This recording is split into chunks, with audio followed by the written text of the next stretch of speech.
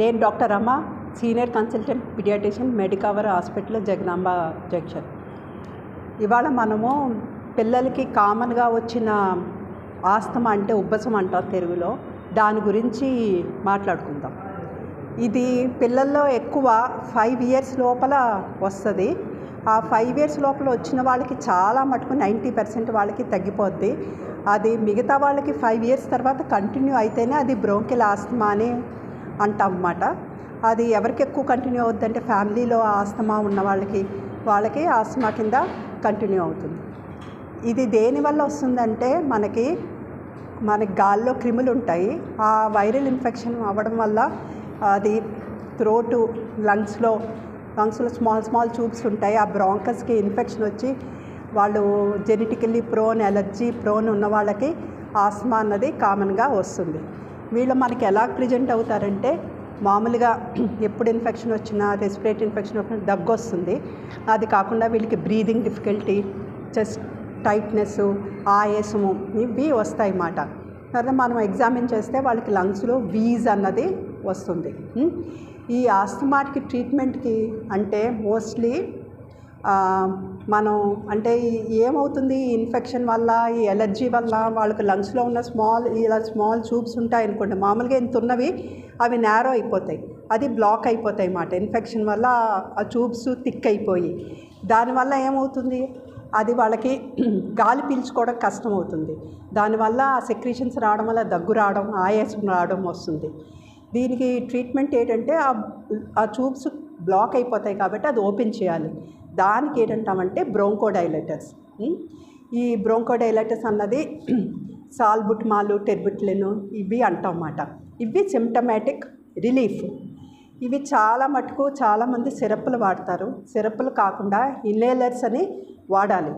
సిరప్లు అనుకోండి మనకి కడుపులోంచి బ్లడ్లోంచి లంగ్స్లోకి వెళ్తాయి. ఈ ఇన్హేలర్స్ అన్నవి డైరెక్ట్గా లంగ్స్లోకి వెళ్తాయి అన్నమాట. చాలామందికి అపోహ, ఈ ఇన్హేలర్స్ తీసుకుంటే వాళ్ళు ఎడిక్ట్ అయిపోతారు, అలవాటు అయిపోద్దని. కానీ మనం ఇచ్చిన ఇన్హేలర్స్ అనుకోండి డోసు మైక్రోగ్రామ్స్లో ఇస్తాం, చాలా తక్కువ డోసులో ఇస్తాము.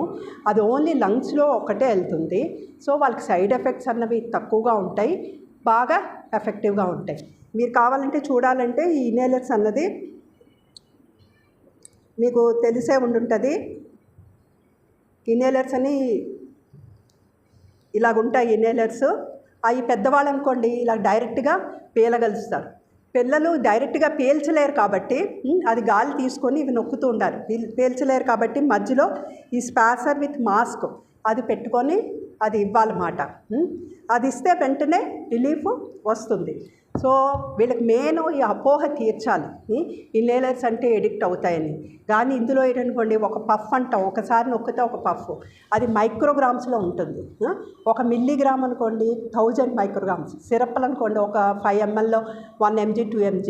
సో డోస్ ఏమన్నా 1000-2000 micrograms. ఇందులో మనం ఇచ్చేది 50-100 micrograms. అవి డైరెక్ట్గా లంగ్స్లోకి వెళ్తాయి. సో ఎఫెక్ట్ బాగుంటుంది. వేరే సిరప్స్ ఇచ్చారనుకోండి లంగ్స్లోనే కాదు బాడీ అంతా స్ప్రెడ్ అవుతుంది.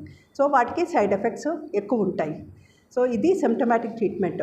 కానీ మళ్ళీ ఆస్తమాటికి రాకుండా ఉండడానికి కంట్రోలర్స్ అంటాం, అవి స్టెరాయిడ్ ఇన్హేలర్స్. ఈ స్టెరాయిడ్ ఇన్హేలర్స్ కూడా మీరు ఇన్హేలర్ ద్వారా ఇచ్చేది చాలా తక్కువ డోస్ కాబట్టి సైడ్ ఎఫెక్ట్స్ ఏమీ ఉండవు. సో దగ్గొచ్చినప్పుడల్లా ఈ సిమ్టమాటిక్ రిలీఫ్ ఇచ్చుకోవాలి. ఫ్రీక్వెంట్గా వచ్చిన వాళ్ళకి ఈ కంట్రోలర్స్ 1 month, 2 months, 3 months అని ట్రీట్మెంట్ ఇస్తాం. ఇది ట్రీట్మెంట్ పరంగా. ఇంకోటి ఏంటంటే ఈ ఆస్తమా అసలు మళ్ళీ రాకుండా ఉంటుందా అని. ఆస్తమా అన్నది మనం కంట్రోల్ చేయగలం, అని కంప్లీట్ క్యూర్ అన్నది కాదు. బీపీ ఉందనుకోండి, షుగర్ ఉందనుకోండి, మీరు కంటిన్యూస్ ఎలా మెడిసిన్స్ వాడతారో వీళ్ళకి వచ్చినప్పుడల్లా సిమ్టమ్స్ కంట్రోల్ చేసుకోవడం కోసం ఇవి జాగ్రత్తగా మెడిసిన్స్ వాడితే పూర్తిగా తగ్గుతూ ఉంటుంది. తర్వాత ఈ ఆస్తమా ప్రివెంట్ చేయడానికి ఏవైనా మెజర్స్ ఉన్నాయా అంటే, ఈ ఆస్తమా అన్నది ఎక్కువ వైరల్ ఇన్ఫెక్షన్ వల్ల వస్తుంది, ఎలర్జీ వల్ల వస్తుంది. మనకి వీళ్ళకి దేనికి ఎలర్జీ ఉందో అన్నది మనం ఐడెంటిఫై చేయాలి. ఈ ఎలర్జెన్స్ అన్నది మోస్ట్లీ మన ఇంట్లోనే ఉంటాయి. అంటే main important dust, house dust might. ఈ హౌస్ డస్ట్ మైట్ అంటే ఈ మైట్స్ అన్నీ చిన్నవి మన బెడ్షీట్లోని, పిల్లో కవర్స్ వాటి మీద ఉంటాయి. సో ఈ ఎలర్జెన్స్ ఎక్స్పోజ్ అవ్వకుండా చూసుకోవాలి. అంటే ఈ అవుట్ డస్ట్ మైట్ రాకుండా ఉండాలంటే బెడ్షీట్స్, పిల్లో కవర్స్ అవన్నీ ఎవ్రీ 1 వీక్కి చేంజ్ చేస్తూ ఉండాలి, ఉతికి ఎండలో ఆరబెడుతూ ఉండాలి. తర్వాత ఇది మెయిన్ కెమికల్స్ ఎక్స్పోజర్ వల్ల కూడా రావచ్చు. కొంతమందికి పెర్ఫ్యూమ్స్, స్ప్రేస్ వీటి వల్ల వస్తుంది. కొంతమందికి ఈవెన్ స్మోకింగ్, ఇంట్లో ఎవరైనా ఉంటే స్మోకింగ్ చేయకూడదు. వైరల్ ఇన్ఫెక్షన్ ఉన్నవాళ్ళు ఎవరైనా ఈ చైల్డ్కి దగ్గరగా రాకూడదు. కొంతమందికి కోల్డ్ వెదర్ ఎలర్జీ ఉంటుంది. కొంతమందికి పోలెన్స్ అంటారు, పొల్యూషన్. ఇవన్నిటికీ అవాయిడ్ చేసుకుంటే మనం ప్రివెంట్ చేయొచ్చు. సో ఈ ప్రివెంటివ్ మెజర్స్ తీసుకుంటే మనం ఆస్తమా రాకుండా ప్రివెంట్ చేయొచ్చు. ఒక ఆస్తమా వచ్చినా కూడా ప్రాపర్గా ట్రీట్మెంట్ చేసుకుంటే మనం కంట్రోల్ చేయొచ్చు.